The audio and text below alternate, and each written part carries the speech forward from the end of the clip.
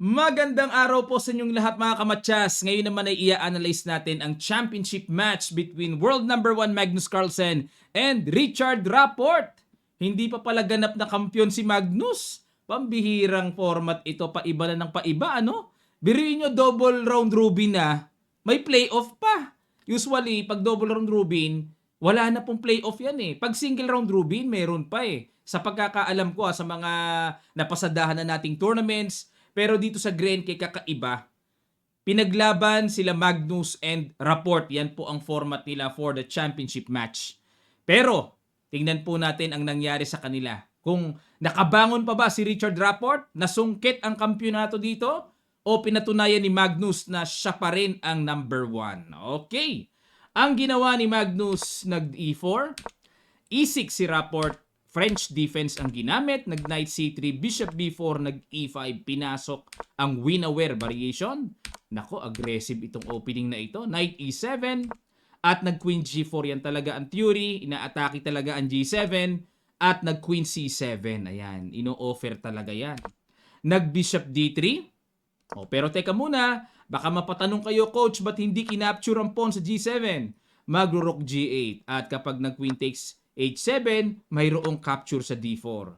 Okay, na dito pag talagang walang alam ang white, totally, pag kinapture yan, mayroong Queen C3 check, double. Kaya dito ang tira, pag C takes D4, magda Knight E2. At yan po ang flow niyan, malayo at malawak na theory na po ang nabuo dito sa ganitong labanan. Okay, balik tayo. Kaya hindi basta-basta kinakapture yan. Nag-Bishop D3, Queen A5, kakaiba rin ang in-apply dito ni Rapport, ano? Inatake ang pawn sa C3, Bishop D2, C4, Bishop E2, at nag-Rook G8 para hindi na tuluyang bumagsak ang G7 pawn. Nag-A4, ayan, A4, para maiwasan yung Queen A4. Natandaan ko po nung panahon pa nila Viktor Korchnoi, Karpov, nakaka-Queen A4 ang white dito eh. So ito yata yung modern line, pero book line pa rin, Knight BC6 and Queen H3, at dito na po lumabas ang bagong luto sa opening battle na ito dahil ang nakarecord pa ay Knight to F3. O tingnan natin itong kiliti ni Magnus na Queen H3, tineret ang pawn sa H7 at nag H6, ayan, para may depensa, nag Bishop H5, pressure, at nag Bishop D7, Knight E2, ayun, para ma-develop ang Knight. G6 at nag-Bishop G4. H5, pinahabol talaga ni Magnus yan. Ang technique niyan, kaya pinahabol, yes, napaatras nga ang Bishop, pero yung weaknesses naman mamaya sa dark squares ang gagamitin para sa king side. Nag-Knight to F5, nag-G4, ayan, binasag na. Takes, at nag-Castle Queen side, kinapture na ang Knight, capture, at nag-Bishop G5. Ayan na nga po yung sinasabi ko, na para magamit yung kalakasan ng puti sa dark squares. Nag-Rook E8, King D2, at nag-decide si Magnus na wag nang mag-castling pa. Kasi pag nag-castling dito, medyo baka ma-expose yung king side niya. At hindi naman pwede mag-castling sa queen side, lalong-lalo na may queen takes A4. Kaya hindi po sa lahat ng pagkakataon, safe ang pag-castling. Hindi sa lahat ng pagkakataon. Pwede rin sa gitna, maituturing na safe ang king. At nag-Rook H8, Queen F3, Knight to D8. Ayun, ima-maneuver going to E6 at nag-Bishop F6, kiliti-kiliti, Rook H6 at nag-H4 na. Knight to E6 at nag-H5. Ayun, gusto ka agad dominahin ni Magnus ang king side, pero masyadong madali po yan. Minamadali, ano? Hello pa kay Stockfish Computer Engine, dapat daw po Queen E3 muna. Ayan, may mga pasimpleng kiliti-kiliti. Tapos pag nag-Rook H7, then Knight to F4, yan ang suggested move dito, no? O pero, nag-H5, G5, good move. Ayan, mayroon palang ganyang advance lang na siguro nakita ni Magnus na hindi pwede mag-G5 kasi makakapture ang pawn sa F5. Pero, hindi niya makapture at nag-Rook AE1 lang siya. Sa anong kadahilanan, bakit hindi pwedeng capturein ang pawn sa F5? Meron kasing Knight takes D4 eh. Matetempohan lang ng atake. And napingas yung gitna. Nako, delikado ang itsura niyan mga kamadyas. Kaya, nag-Rook AE1 muna and nag-F4. Sumablay din dito si Rapport. Dapat daw ang tira ay A6. Ayun, medyo malalim nga lang ang tirang A6 at papabor sa black, ano? Pero itong A6, bakit? Medyo siguro mag-B5 or pag-capture mamaya dito, then B5. O, tingnan natin. Nag-F4, Rook EG1, Rook G8 at dito mga kamatsas, mayroong pinakawalang matinding tirada si Magnus. Sige, pag-guess ko sa inyo, pampasil ito. Sa ilang sandali lang, tutuloy kagad natin. Start.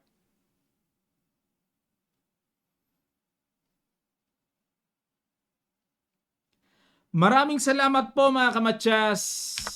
Knight takes F4, brilliant move. Sacrifice.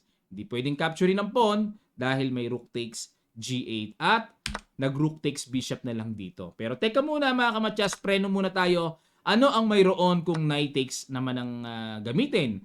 Queen takes F4. Yan pala, swabing tira dyan. At pag kinapture yan, may Rook takes G8. Siyempre, pag nag-King C7, sundot kagad doon, tangay ang reyna. Kaya obligado, iyaharang ang bishop. Rook takes E8 check, pupunta sa light square. Rook E7 check, at pagpalagay ng tumakas, King C6, then Rook takes F7. At yan na po ang hiwaga ng chess, mga kamatsas. Ang queen po ay naka-misplay sa gilid at ito na ang paparating. Ang dami eh. May Bishop G5, then H6, may Bishop G7, then H6, H7, then H8 na tipong itong tore ay bibigay sa pawn para ma-exchange at lalabas tatlong pyesa sa isang reyna at yung king ay safe pa. Fortress dahil sa kanyang mga king or pawn shields. Okay, balik tayo. Nag-Rook takes Bishop, takes, at nag-H6. Ayun, sablay din si Magnus. Dapat daw po, Queen takes F4 pa rin ang itira. Takes, Rook takes G8, King C7. O, pwede na yan. Wala nang Bishop, di ba? At mag-Rook F8. Pag nag-Bishop E6, then H6. Ayan. Mahaba-haba pang bakbakan ito, pero ito na po kasi ang pang-timpla. Mag-H7, then H8 Queen. Medyo malayo, malalim. Pag nag-Queen takes naman dito, then H6, Bishop F5, Rook takes F7, check, King D6, then kasi may threat dito. Ayun, magro-Rook C1. So, medyo may mga gagawin pa ang puti pero still winning. Ayan, at medyo hindi na satisfy si Magnus dyan. Nag-H6 siya. Knight E6, good move. H7, Rook H8, at nag-Queen E3. Queen D8, tineret ang pawn at nag-Rook takes G5. Another brilliant move by Magnus. Grabe ang kanyang realization talaga. Knight takes. Kasi po kung hindi papansinin yan, halimbawa mag-Queen takes F6, may Rook G8 check na.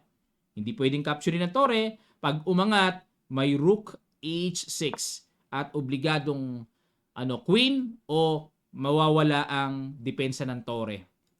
Okay, grabe ang mga timplahan dito mga kamatsas, malalalim So kinapture, capture, King C7 ang ginawa at nag-Queen G7. Ayan, para masugswang na hindi makagalaw ang reyna basta-basta. Ganun din ang tore dahil anytime magpupush yan and another queen. Nag-Bishop E6 para maproteksyonan ang pawn. Nag-Rook E1. Ayun, para capturein yan po on threat pero sablay po sa computer engine. Dapat daw Rook H5. Ayun, yan lang ang malalalim dyan. Para ito, nakits ko na. F4, F5. Oo nga, no? Total, sugswang naman yung queen at tore. Ito pa parating, oh. Pag nawala bishop, then pitas. Ay, grabe, gracious. Pero nag-Rook E1, King B6. Ayun, nagkakasablayan na rin dito. Dapat daw po, ang accurate move naman ay Bishop F5. Para pag kinapture yan, then King C6. Ayun, at napakagulo pa rin ang linya, no? Unclear pa rin eh. So nag-King B6, Rook E5, good move. Ayun, na-realize na ni Magnus. Iahatid niya yung pawn to F5. Nag-Queen C8, F4, yan ang deadly move. A6, and the King C1. Yun lang. Biruin nyo sa dami-dami ng tirang pwedeng gawin. No? Natumbukan pa ni Magnus yung King C1. Sakto sa computer engine. King A7 and F5. Ayun. Bishop D7. Bakit naman hindi kinapture yan? Ano mayroon? Kakapturein lang po. Gets. Nakita ko na. Kasi pag kinapture yan, capture, at kung nandito pa ang king, check dyan. Baka magkaroon ng perpetual check mga kamatsas. Check king D1, then check ulit dyan. Baka magka-perpetual check. So yung king C1, preparasyon sa ganitong sitwasyon, pag kinapture-capture, walang check. Pag chumekman, may tago na. Nakita ko na ibig sabihin ng simpleng baba ng king ni Magnus para may taguan kaagad. Ayun, kaya pala napa-bishop D7 si Rapport at nag-A5. Ayun, para malimitahan din ang squares ng king. Nag-queen to F8. Sumablay na po talaga. Bad move. Dapat daw rook F8 ang pangdepensa. Pero malaki pa rin ang advantage ng puti. Winning na. Queen F8, King B2 para walang mga sundot-sundot. At hindi naman pwedeng capturein ng queen anytime. Magiging dalawa yan. Nag-Queen C8, Rook takes D5, Bishop C6, Rook E5, Bishop D7, Queen takes F7. One piece down si Magnus pero walang magawa si Rapport. Grabe ang control mga kamatsas. Grabe ang control niya. Bishop takes, Rook C5, Queen E6. At ayun, tinanggap na ni Magnus at nag-Rook C7. Ayun, para manatiling buhay ang H7 pawn. Bishop to F5 at nag-Rook G7. Ayan, at wala bang makapture? Walang makapture. Grabe talaga, walang makapture. Ganun ang ginawa. O, di tapos na. F7. Kasi wala pong makapture mga kamatsas eh. Pag ito, takes, di naman pwede. F7, tutuloy. Kinapture, di F7, sugswang. O paano yan? Ito na yung gagawin. 'Di ba? Pag umalis naman ng bishop, ito nga po ginawa, bishop D3, kinapture lang. Bakit po gumanyan? Bakit dumesperate move na? Halimbawa, mag bishop E4 lang, may rook G8 eh. Grabe namang imagination ni Magnus yun. May sugswang pala yun. Yan o, pag tira ng rook G7, sugswang. O halimbawa, ay grabe ka sugswang. Bishop E4, pag sinabi pong sugswang, kahit anong gawin ni Rapport, talo na ang mga susunod na pangyayari. O halimbawa, gumanyan, mag-F7, no? Rook G8 pa rin. Walang pamigil. Hanip na yan talaga, oh. One piece down, pero grabe ang control ni Magnus. What a very nice nerve. At ito pong game number 2 na i-analyze natin, must win na po si Rapport. Pag natabla, tapos na ang laban.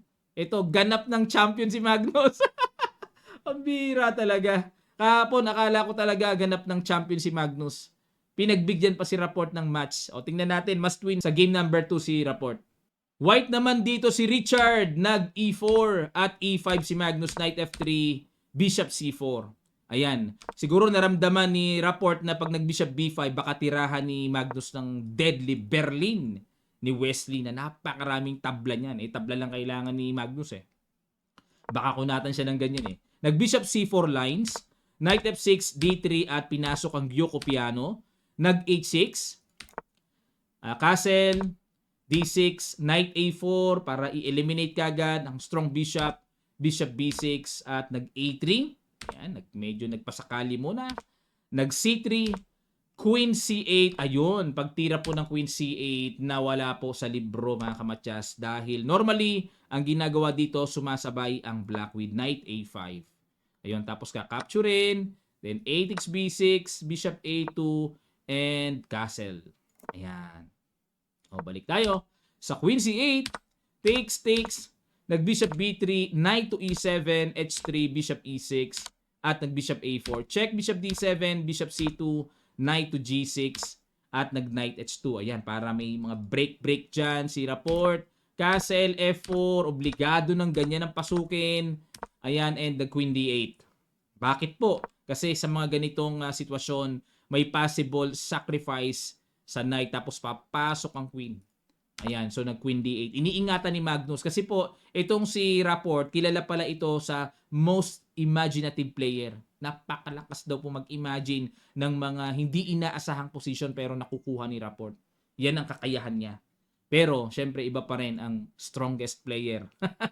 Nakaharap niya. Magkaiba ng titulo eh, no? World number 1 and the most imaginative player. Rook A5, Queen D3. Ayan, mayroong pong pagbabadya na mag-E5, takes, rook takes knight din, dediretso ng matcha sa H7, nag-D5. Sumablay si Magnus dito. Dapat daw po ay simple rook E8. Para ano pa man, makasundot man ang check at mawala ang knight, may king f8 na tatakbuhan ang king. Ayan, logical ang rook e8. Pero nag d5, e takes d5, g6 na pressure talaga.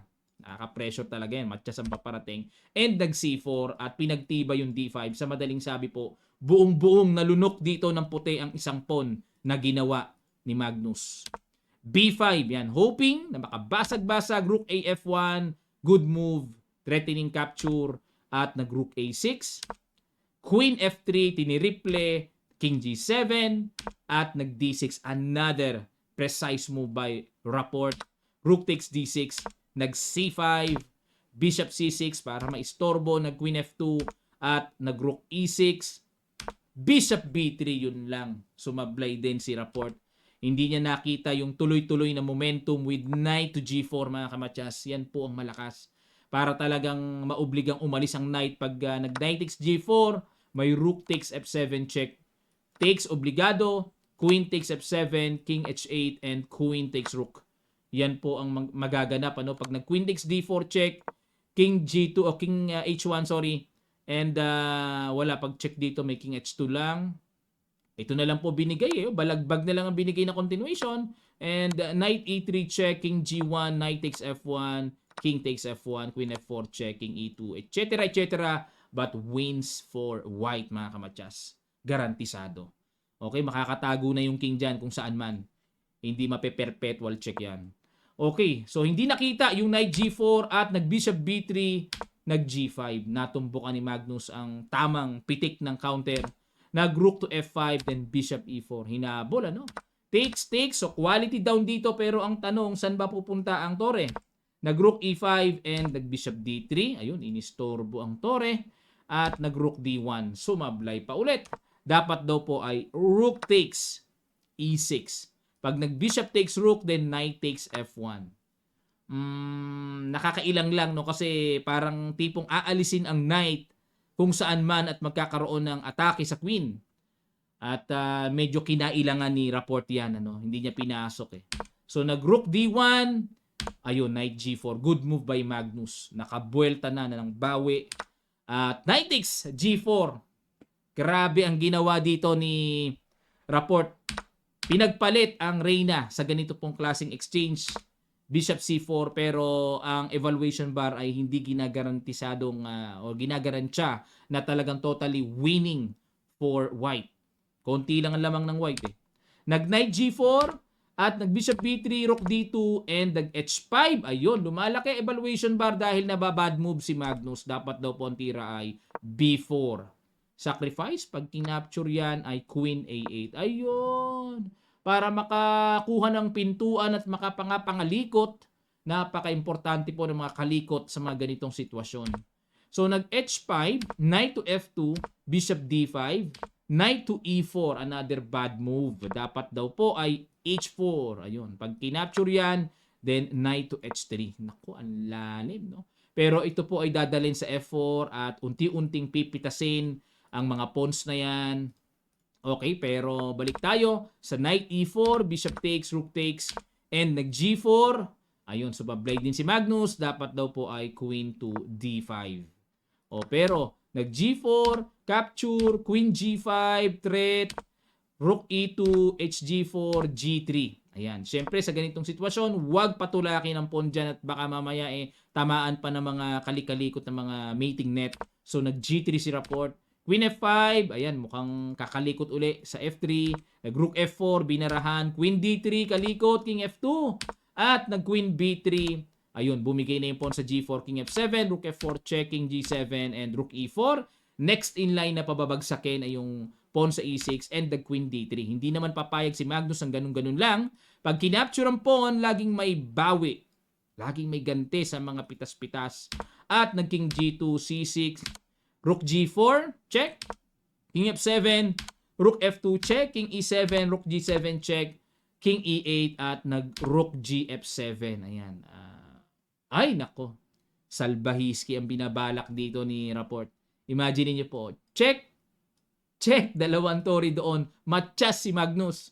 Grabe, pinapakain yung po, Sabi ko sa inyo, most imaginative yun. Na-imagine niya. May mating net, Lakas. At nag e5. Para magkaroon ng space. Pag chumek, dalawang tore check dyan, aangat lang po ang king. Kinapture, queen d5 check, king h2, then queen takes para pag check, hindi naman isasabayan, daming pawns pa rin ng puti, aangat lang din. So nag-rook f5 muna, queen e3 and king h3, king e7 check, king e8 at chumek ulit, king e7 check, check. Ayun, hindi naman pwedeng capturein yan kasi may sundot ng check makukuha reyna. Kaya king d5, check, ayun, dapat daw po e6. Ang gagawin ng black ay queen e2 para hanap ng mga kalikalikot, check. Tapos mag-rook f5 check. Hindi talaga pwedeng capturein. Laging may sundot ng check sa ilalim, mga kamatsas. Tapos magki-king d6 and b4. Naku. Hindi rin pwedeng capturein ito kasi may rook makukuha reyna. Untouchable pala yung pawn sa e6. Itong b4 ay pamigil din sa expansion ng queenside pawns ng black. So, yan ang nire-recommend, no? Pero nag-rook d8 check, king c4, e6, queen e5, rook f4 check, king b3. Ayun, dapat naman daw dito. Kaso medyo natatakot na si Magnus. Baka mamaya nasa isip niya, ang Tori nandun pa. Pero umiiwas siya sa mga ganun eh. Kaso tingnan nyo po, may drawback yung king b3 na yan eh. Rook d3 check, king c2 and the rook f3. Bad move. Much better ay rook f, f3 po. Ngayon, pag kinapture yan, then g4. So, nawala man ang pawn pero still meron pa rin isang susundot na potential strong pass pawn. Pero nag-rook f3, queen takes e6, nag-g4, king takes b2, king g2, ayun no, subline na rin. Sa bagay, segundo na lang din si Rapport eh. Dapat daw po is rook f5. Sabay tulak pa unti-unti, no, maihatid yung pawn. Pero nagking g2, c5, rook g3, ayan, ipupush na. Queen d5 check, ayun, sumablay na rin. Dapat daw po c4. On time gawin na yung c4. Bakit po? Queen d5 checking h2, queen e5, rook f2 check. Yan po na delikado dito si Magnus, na delikado. King b1, isang tira na lang. Pero nakapin kasi. Pero tingnan niyo po evaluation bar. Super losing na si Magnus. Rook f1 check. Ayun. Nakalapit si Magnus, ano? Pero dapat daw po, ang tira ay push g5. Yan pala tira.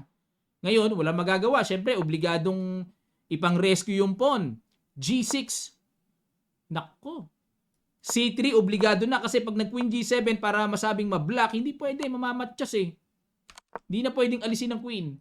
Pag nag-c3, g7, at magku-queen b8, ayun.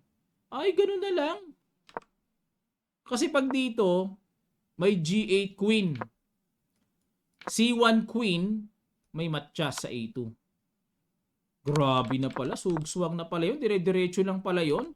Ngayon, pag nag-queen b8 dito, mag-g8 pa rin eh. Queen, takes, takes. At kapag nag-c2, wala na. Queen. Capture, capture. Wala na, warding na to. Ubus sa mga pawns. Ubus! Sayang yun ah. Nag-check si Rapport, di niya nakita yung simpleng push ng G5. King H3, wala na, sumablay. G5 pa rin, winning pa nga rin sa G5 eh. Hindi niya napansin mga kamatsas, tutulak-tulak lang pala yon. Hindi na niya napansin. Nag-King H3, King E1, parang nabulag kay Magnus. May sa dabulag pala talaga tong si Magnus, no? Queen E4. Baka sumablay, matchas pa puti, no? Pero dapat daw po Queen E7 ang tira. Ayan, Queen E4, Rook G1 check. Ayan, ito po nangyari. Tinabla na lang. Pambihirski yan, may pag-asa pa sana si Rapport, May chance pa sana. Ow! Sakit naman nun. Ito po, ganap ng champion dito si Magnus. Pambihira talaga yan. Grabe namang format yan. Dominated na ni Magnus sa double round robin eh. Binigyan pa ng pagkakataon sa playoff. So, pinatunayan talaga ni Magnus na siya pa rin ang world number 1. Siya pa rin ang kampiyon sa torneyong ito, mga kamatyas. Yung iba nag-playoffs din eh.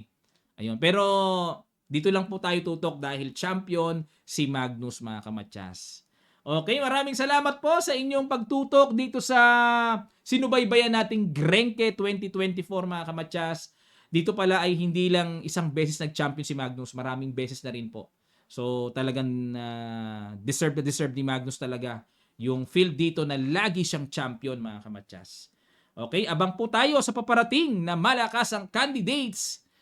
Masarap sana nandun si Wesley, masarap sana nandun si Magnus sa candidates, no? Kasi nga nung binitawan ni Magnus ang World Championship, dapat dadaan uli siya sa candidates para patunayan niya na pag nag-champion siya, o di karapat dapat siyang haharap kay Ding Liren. Ngayon, ang World Championship title na kay Ding Liren ngayon Wala sa kanya yung standard na champion sa buong mundo. Sayang Ewan ko kung kailan babalikan ni Magnus yung standard na yan. Siguro pag nasunod yung kondisyon niya, naboboring siya sa format ng standard World Championship. Gusto niya yung rapid and blitz. Mas gusto niya yon. Pero yung format po ng standard, ayaw niya. Okay, ganun pa man. Maraming salamat po sa mga gusto pong umorder sa ating Kamatsas merchandise. Available po sa Shopee link, Kamatsas Sporting Goods Shop. Punta lang po kayo doon para makapamili kayo ng ating mga products. Maraming salamat. Magkita-kita pa tayo sa mga susunod pang videos.